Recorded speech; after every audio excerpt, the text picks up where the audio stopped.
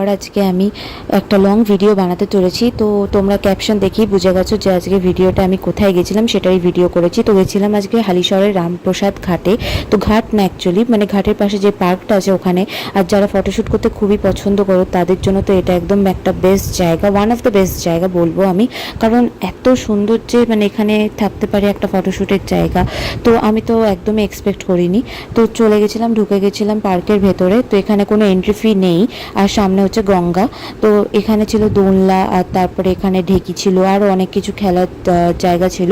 তো আমি এখানে দোলনা চড়ে নিয়েছিলাম, যেই ভিডিওটা অলরেডি আমি শর্টসে আপলোড করে দিয়েছি। তো এখানে ছিল একটা কফি হাউস বলে একটা ক্যাফে।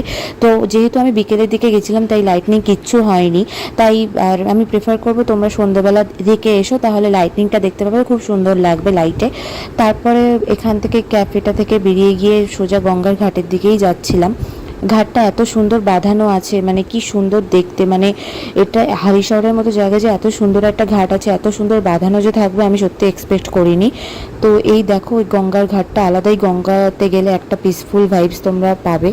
আর তারপরে হচ্ছে হাঁটছিলাম এদিক দিয়ে। তো ওখানে সন্ধ্যেবেলার দিকে অনেক স্টল বসে, কিন্তু যখন আমি গেছিলাম তখন দেখলাম পেপসির স্টলটা বসেছে। তো ছোটোবেলায় কারা কারা পেপসি খেতে, আমি তো একদম মানে ছোটোবেলায় স্কুল থেকে বেরিয়ে ওই দোকানগুলো মানে আইসক্রিমের স্টলগুলো বসতো, সেখান থেকে 2 টাকা 5 টাকা পেপসিগুলো খেতাম।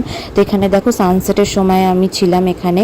তো কি সুন্দর লাগছে সানসেটের সময়টা, অনেক দিন পর মানে আজকে এত বেরিয়েছি যে মানে খুব ভালো লাগছিলো আর খুব একটা পিসফুল লাগছিলো।